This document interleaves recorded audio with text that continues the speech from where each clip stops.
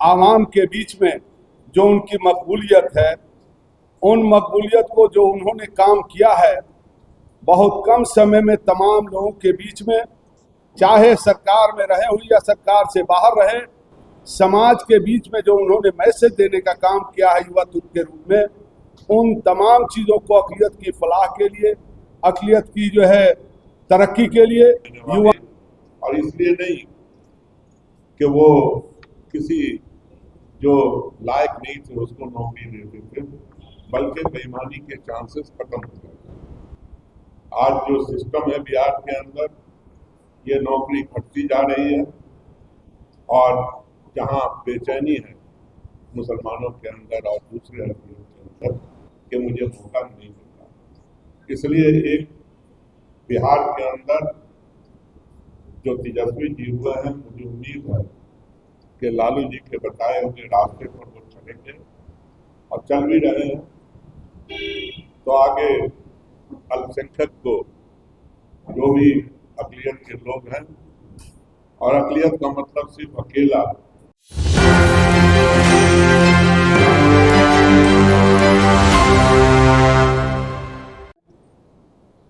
आए हुए तमाम हमारे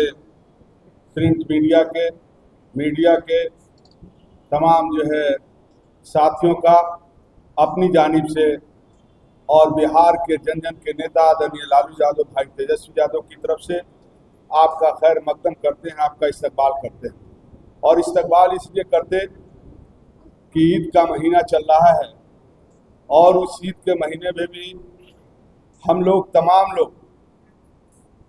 हम लोग के बड़े भाई, कौमी सदर और यूँ कहें सियासत की दुनिया में हम तमाम लोगों ने कुछ सीखने और समझने का जो मौका मिला है, भाई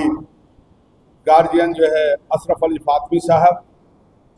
इन तमाम लोगों के नेतृत्व में 11 अप्रैल 2026 को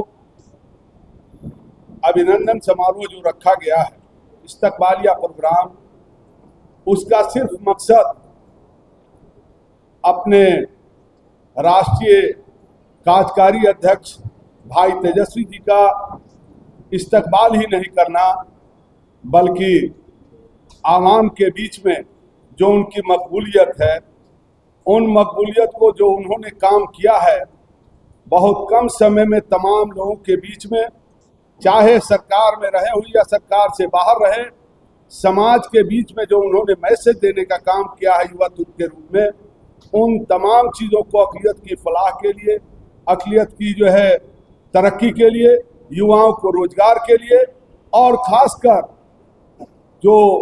मजलूम है, बेसहारा है,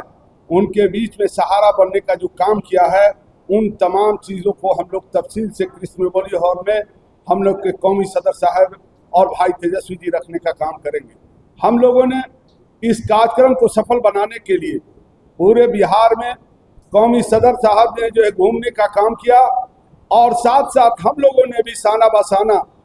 इनकी जो है क़यादत में हम लोग तमाम जिला के अध्यक्षों को, अपने प्रदेश के पदाधिकारियों को, और यूँ कहें कि तमाम अपने दानिश्वर और जो है जो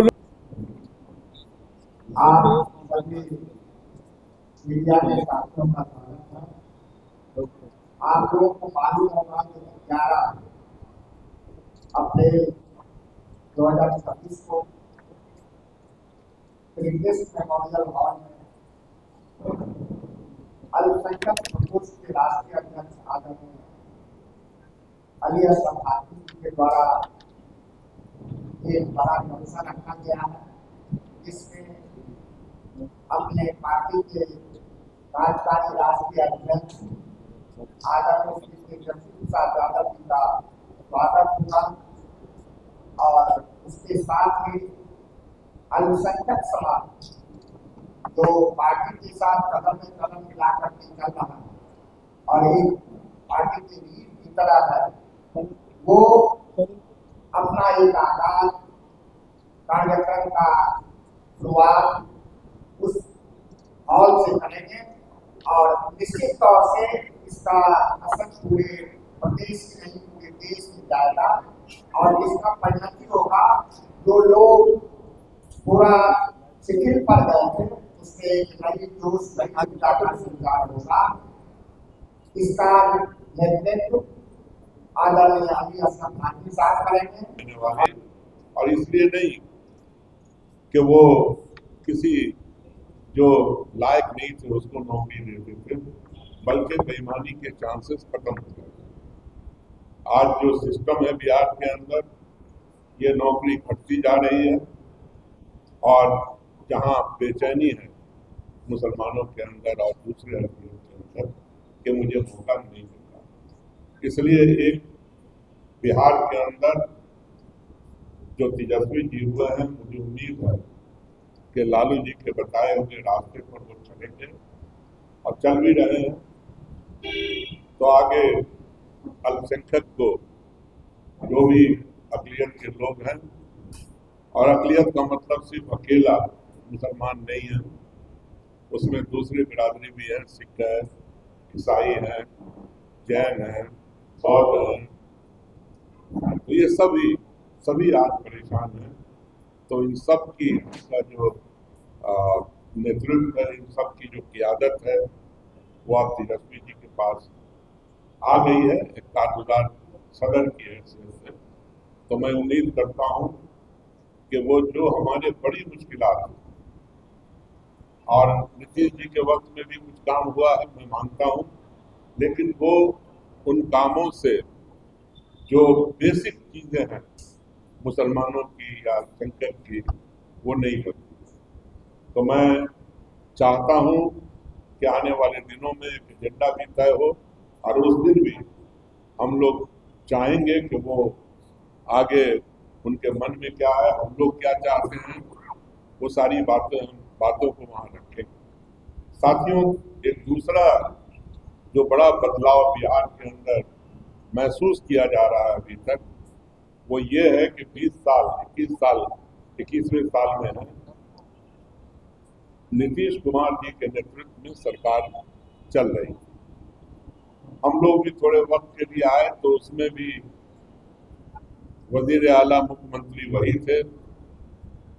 लेकिन अब मुझे लगता है कि जिसका डर था बराबर, वो एक समाजवादी आंदोलन के आदमी जरूर थे, लेकिन उन्होंने एक नया राह चुना, भाजपा के साथ गए, और भाजपा कभी भी अपने सहयोगियों को छोड़ती नहीं है, चाहे वो दोस्ती करके बर्बाद करे या फिर उनको सत्ता से हटा के बर्बाद करे। आप मुफ्ती मोहम्मद सईद साहब भी पार्टनर बने थे, आज कश्मीर में उनका क्या हाल